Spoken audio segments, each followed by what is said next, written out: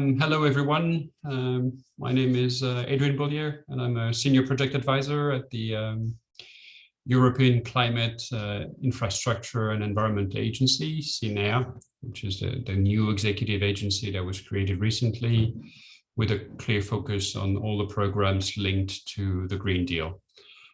So I'll be managing this session. We're going to get started now.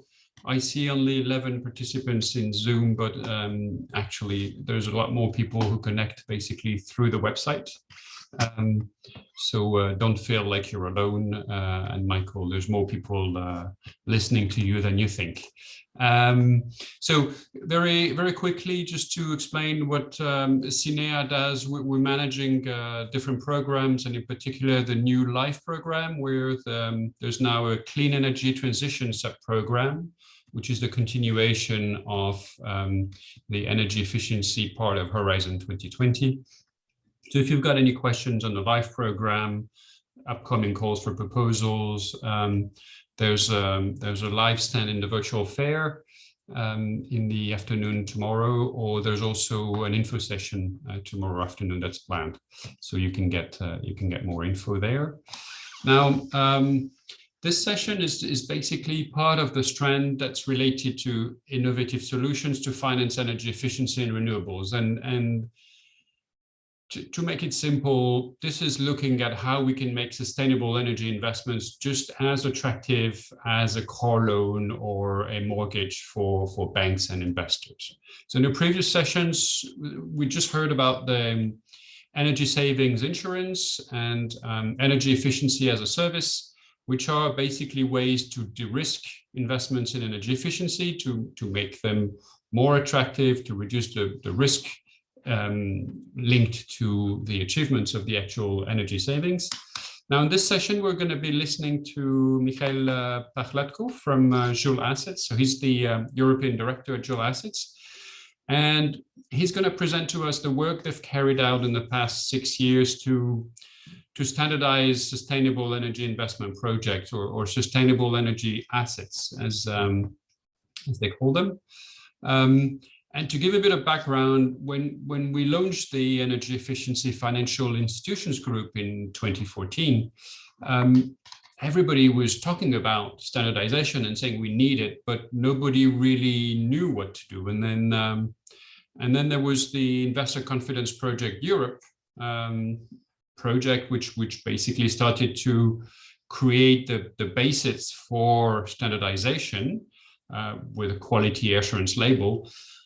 But then it's still missing basically the integration between all the components throughout the project development journey and the project finance journey. And this is pretty much what Joule Asset has been building since 2015 through different projects that have been funded through Horizon 2020, but which are also rolling out on a commercial basis. So Michael, the floor is yours now. You've got 30 minutes to present that, and then we'll take questions and answers from the audience.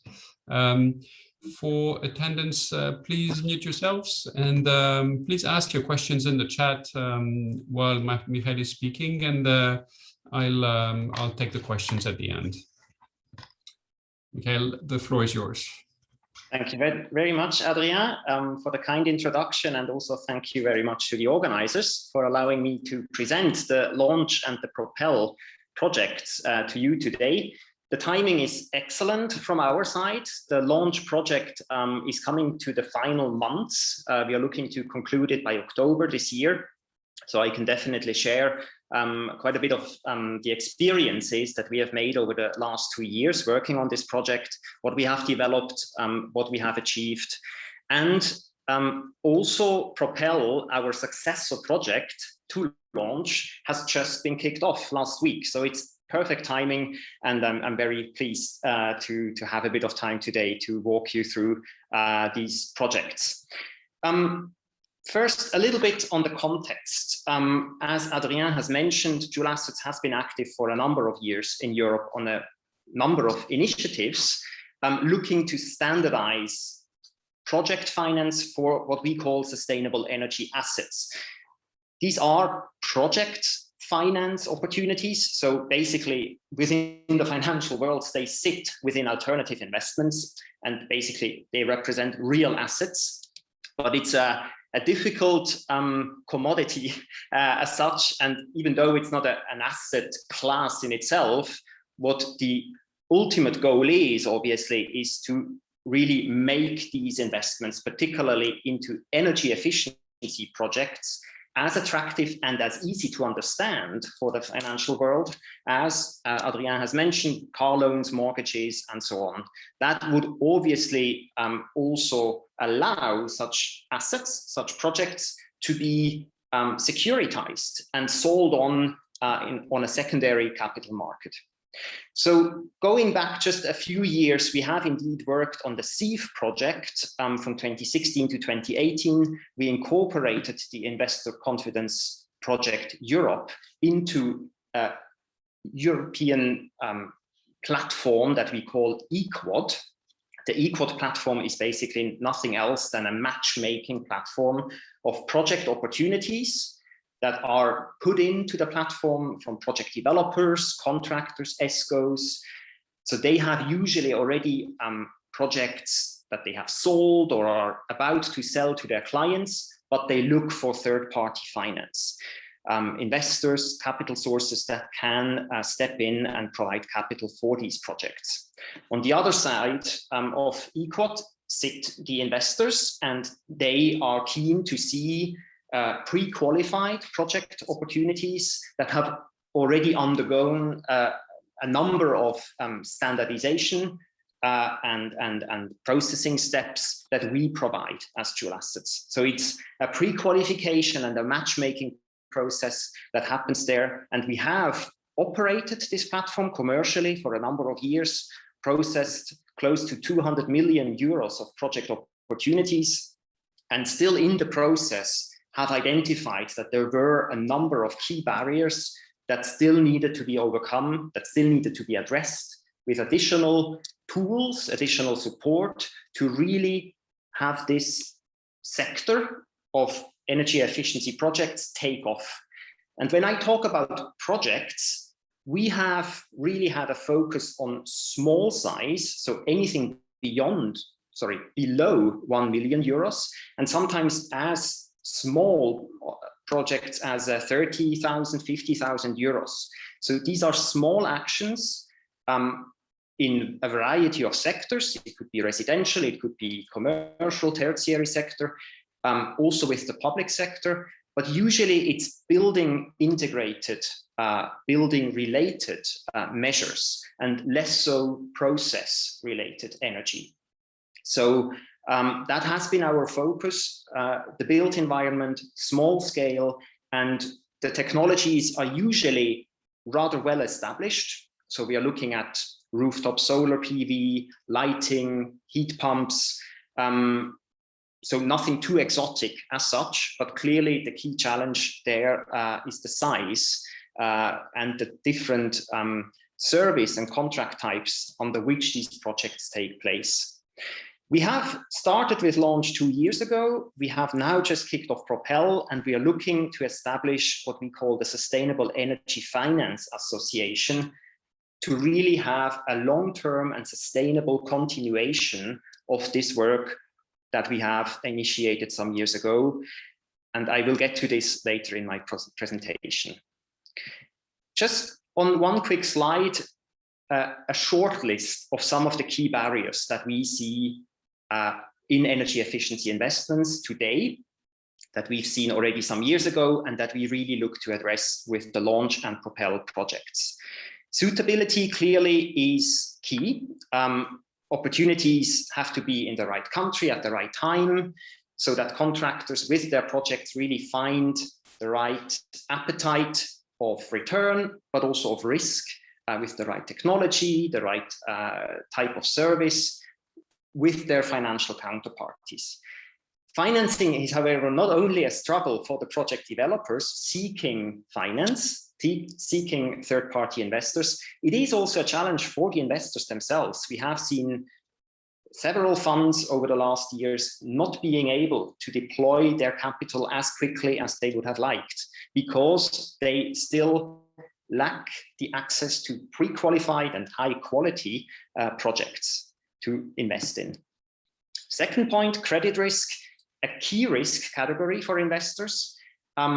It is unfortunately often rather in the mid phase or towards the end in the due diligence process that these financial risks are analyzed, and often they represent an unsurmountable hurdle. So what we try to do is to build our risk assessment on credit risk as the key risk category that we want to be able to communicate and in a transparent way to the investors right from the start. Credit risk is also impacted by a number of other risk types, as we will see, because if the credit quality of the contracting party in the middle is jeopardized by underperformance or other technical or operational risks, then suddenly these turn into a counterparty, into a credit risk as well for the ultimate investor. Investment size, I have already talked about the focus that we have taken on really tackling the small sizes of projects, but anything really below 100,000 euros has a very difficult time to get financed, because often the due diligence costs that are involved with analyzing project after project, these costs quickly outweigh the investment returns. So obviously here, standardization is key, that allows replication of standardized terms, contractual terms, risk assessment across projects, and then enables aggregation of projects within a bundle of one and the same project developer, but possibly even beyond several contractors at a time. The contractual terms I just mentioned are also a key area of risk, and investors really require protection from this contract, that things like change in control or occupancy risk are clearly outlined, and mitigation measures are already built into the contract itself. Again, standardized contractual terms will reduce due diligence costs significantly, because legal fees and will be reduced by not having to look at different contracts for every different project again and again. And finally, the debt burden in view of the COVID pandemic and also the economic aftermath of this health crisis, it is even more important to have the right tools at hand as a contractor to propose measures, ideally in specific cases also that are off balance sheet for their clients, so that the transfer of ownership of the equipment does not create an additional burden and additional liability on the end client's balance sheet, but they can be truly offered as a service. We see here a variety of new service models, and obviously the previous presentation has already presented as well energy as a service as a new contractual model there. Now, in Launch, we have worked on a number of standardized tools. One is indeed an energy as a service contract that is off balance sheet. We have received an accounting opinion from one of the big 4 accounting firms stating compliance of this contract with IFRS 16 rules. It is at the same time securitizable, so it allows the contractor, when engaging with a client, to sell on the receivables to a securitization vehicle. So that clearly is a stepping stone towards the securitization of energy efficiency projects as assets, as securitizable assets. At the same time, with this contract, we have built a risk assessment protocol that covers 17 different risk types. Credit risk, I've mentioned before, is a key risk that we analyze in there. Credit risk both on the end clients, but also on the contractors. At the same time, we have a number of risks that relate to the project itself, performance risk, technical risk, occupancy risk. These are very closely linked to the standardized contract as well, because in the standardized contract, all the terms and conditions and possible mitigation measures in case of problems are outlined. So clearly these two tools, the contract and the risk assessment protocol, go hand in hand in many cases. What we have also built into the risk assessment protocol is a dedicated ESG section. We follow there the GRESP methodology for analyzing real assets, and we have established a questionnaire for contractors to fill in on each of the three areas: environmental, social, and governance criteria, to present a first outline of information of ESG risk factors to the investors as well. It does sound a little bit overwhelming when I talk about 17 risk types and the contractor having to go through this process for each project.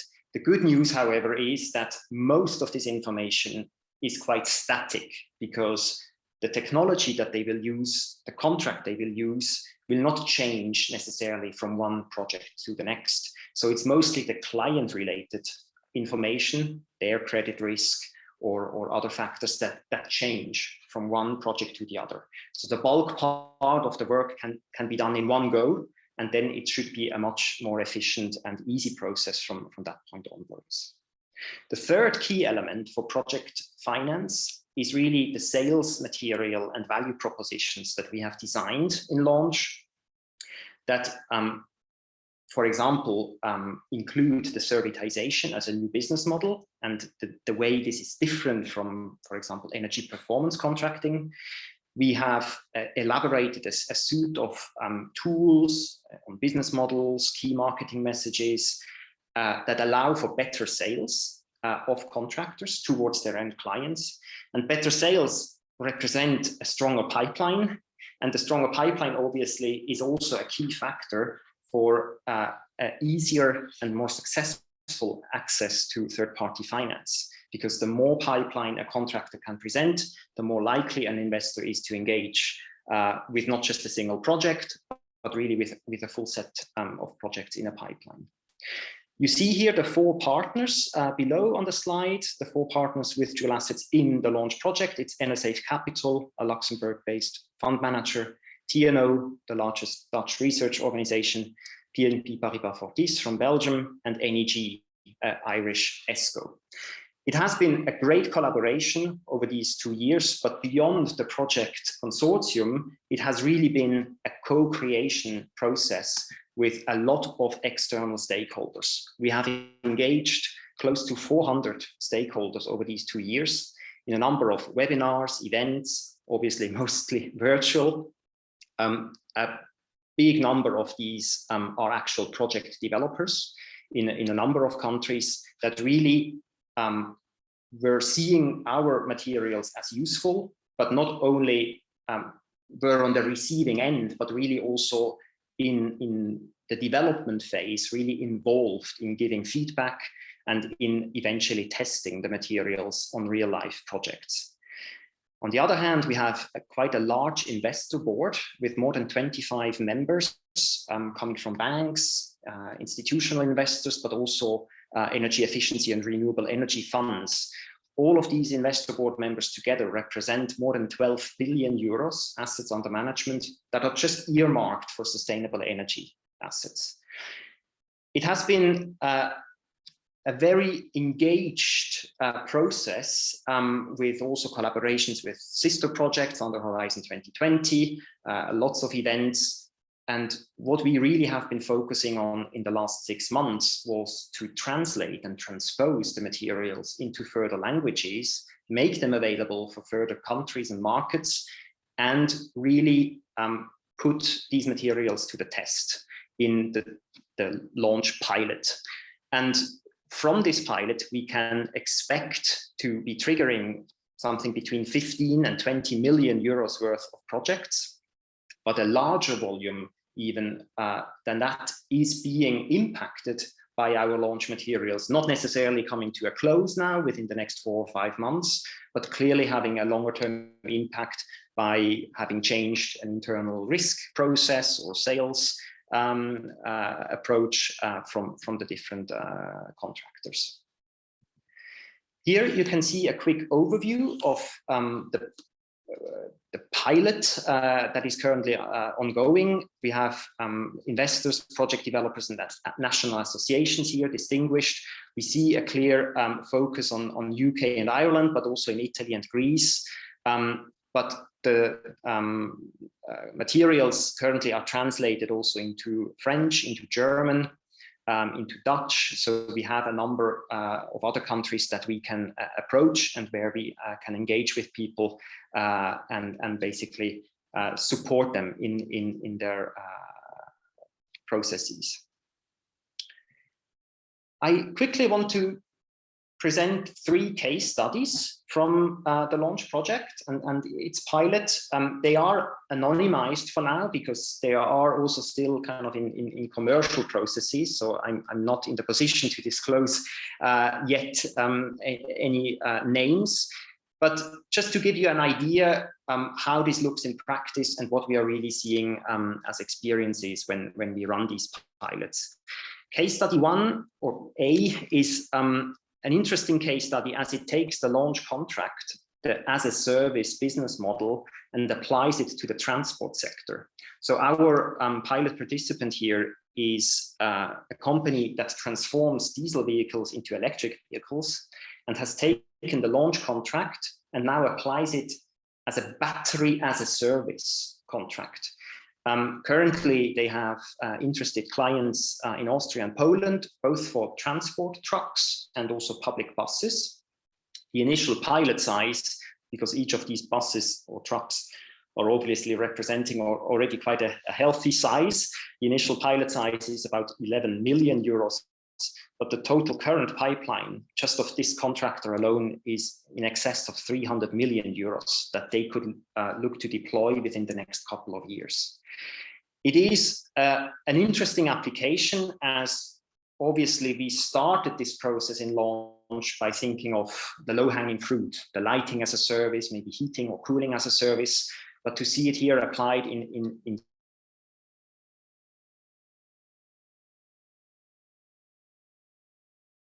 such a sector is quite an interesting.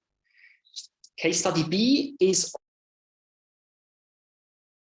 lighting sector in the UK, working mainly with tertiary sector and commercial and industrial clients. This contractor has used the launch sales material, and obviously COVID has been a challenge for everybody, but just to give you an idea of how this internal revision and upgrades of sales processes and sales materials has led to a hockey stick curve, basically, in the sales of this company. Deal closures from 2018 to 2020 were just 160,000 euros. The sales volume has multiplied by 10, and the deal closures themselves have multiplied by 6 in quarters 2 and 3 of this year alone, compared to the 3 years before. And this is not only great news, obviously, for this company that they have more business and are better at what they're doing, but it is also a critical factor as they now have reached a significant size of pipeline and can refinance their existing pipeline with a new investor. So they were able to refinance the existing projects and attract with their current pipeline a new investor that came in and can offer better financial terms. So clearly, one example of how the sales material can not only just accelerate sales and lead to sales growth, but is really also in and of itself an enabler for third-party finance. Case study C is on an investor. Also something that we have realized over these months, that investors now proactively get engaged with the Launch Consortium, approach us and really see how to use some of the materials that we have developed, including the risk assessment protocol. In this specific case, It is an investor, an investment fund. They have been really engaged from the start in launch, have really also been contributing to the development of the risk assessment protocol, and are now using the credit risk module from this protocol as the in-house pre-qualification tool on their pipeline of projects that is brought to them. They are clearly seeing the value on the widespread adoption of this protocol by project developers, because they first and foremost appreciate having transparent and comprehensive risk communication right from the start when they engage with project developers. And this is obviously for us also an interesting learning, that with all that we've done in launch, it often felt as well that we were much more just providing the stick behind the project developers. You must do this, you should consider that. But at the same time, when we have cases like this, we also see that it's actually a carrot as well, that we can tangle in front of the project developers and say, listen, there are investors that are really seeing this as valuable tools, and you do increase your chances of getting deals successfully financed when you follow these procedures. So there is real value in these materials. One key element in launch itself was the education. We had in mind originally in 2020 already to start with a full-fledged pilot round. But we have seen, with COVID in place, that everything was slowed down. Project sales were coming to a halt, also the financing rounds. But at the same time, we realized many project developers were not really ready to just take the materials and go and apply them in the market. There was almost a necessity to have an additional step before that, what we call the launch education program, where we had a number of webinars and activities that we provided to the project developer community to really learn about the materials, get comfortable with them before then going into the market and deploying them. And so this additional round was a blessing in disguise, and it obviously just was a coincidence with COVID here, but all these materials, there are videos available on YouTube, there are standardized materials available on our website. All of these materials are there and publicly available in our launch learning hub, and for people to use and apply. Now, getting to PROPEL, the PROPEL project, I will start here from really the right-hand side. You see an outline of work. You see how different work packages follow each other. The key target, the key goal of PROPEL is to establish what I mentioned before, the Sustainable Energy Finance Association. This will be, in essence, the European Center of Competence, where all of the launch materials and also a set of new PROPEL materials will live on beyond the launch and PROPEL project durations. We clearly have capacity factor here, and we also have the luxury, I would almost say, compared to launch, that in PROPEL we can actually accompany pilot participants throughout the whole financing journey and really go through every step from the pre-qualification to the matchmaking, providing guidance in the finance process. This is something that in launch we just at some point had to kind of let go and just hope for the best, that projects actually do happen eventually with all the support we could give. We can go one step further here. And so we are very pleased that we just now have kicked off, are looking forward to creating new tools, integrating these tools together as well on a digital interface.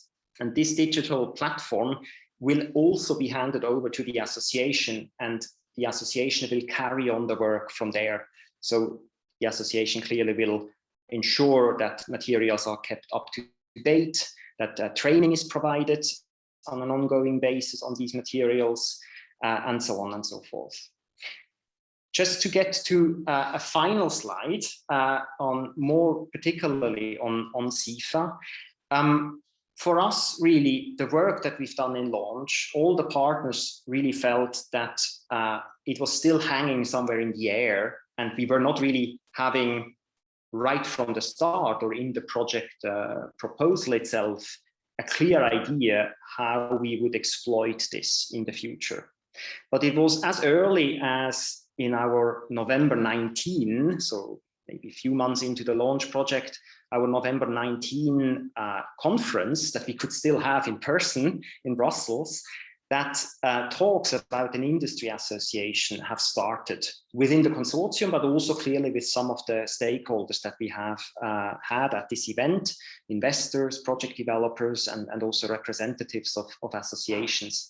And so from there, we clearly have developed the idea further. We have submitted PROPEL last September as a project proposal in view of really creating a long-term sustainable impact for this market in Europe. So none of the 4 partners will walk away with some material and try to apply something by themselves, but indeed the PROPEL project partners are the founding members of this association. And we look to incorporate this still in 2021, so in the next few months. And we will definitely reach out to our existing network and look to really create a momentum here for a number of possible member types to join us. Anything from financial funds and partner banks to obviously the project developers, but also the associations representing contractors, ESCOs, installers in the various countries. The key services of CIFA will be the provision of this standardized collateral, the contracts, the risk assessment, and further elements that we develop, but then also providing training, representing the industry at the EU level, providing an accreditation of project developers that they can have a stamp basically of quality when being introduced to investors. We will look to further enable the matchmaking of stakeholders and investors. And there are also ideas around a custodian and mediation service around our legal collateral, so that CIFA would actually act as the mediator in cases of dispute on the standardized contract. So that's just a quick outline of what we have in mind here. I hope I could present some of the practical insights we had from launch and some of our ideas that we have in mind for PROPEL. I'm very happy to answer any questions you might have. Thank you very much. Thanks a lot, Michael. I think this was an excellent presentation. Now, from the participants in this session, do we have any question you want to ask to Michael, apart from his email address? Okay, well, while you're thinking of what you might want to ask him, maybe I was thinking, can you explain us, coming back to the suite of equal tools, when you're talking about reduction of transaction costs, how do you quantify that? Are you able to give us a bit more precise figures? For example, how much does it cost for project developers to use eQuad on the positive side, but also on what are the costs that they would save? Have you done a bit of math on that, or is it because everybody's got this concept of reducing transaction costs, but do we have more precise figures on that? Yeah, I think my answer would be in 2 parts.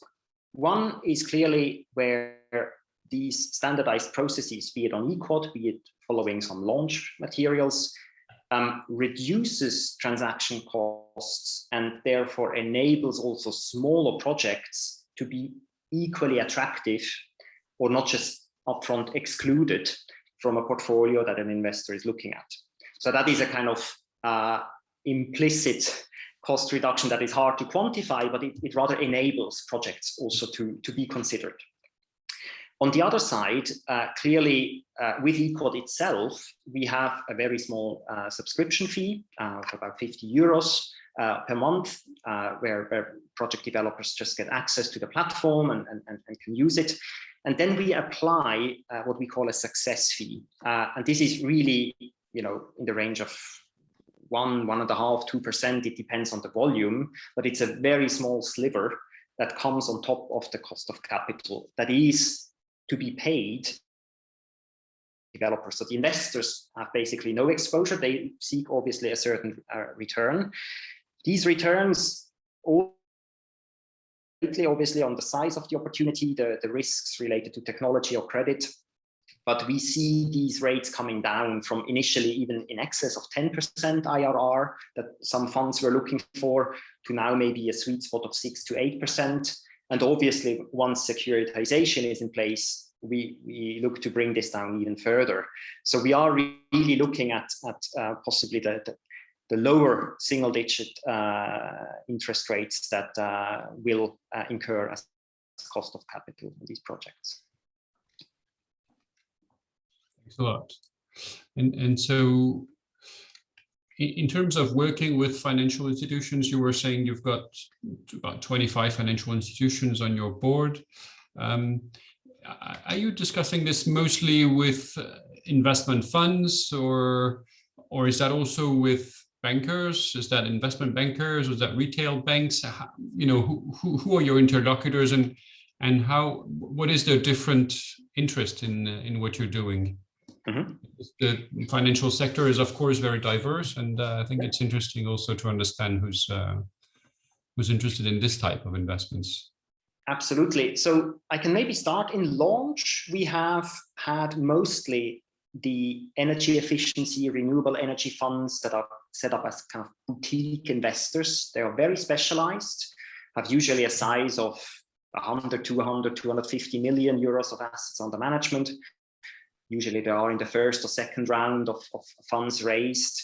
And obviously they are very well informed on project finance, on the landscape across Europe, on opportunities, also national. But clearly that was our key group to co-create the risk assessment protocol or the standardized contract. We have already engaged with banks, large retail banks as well in launch.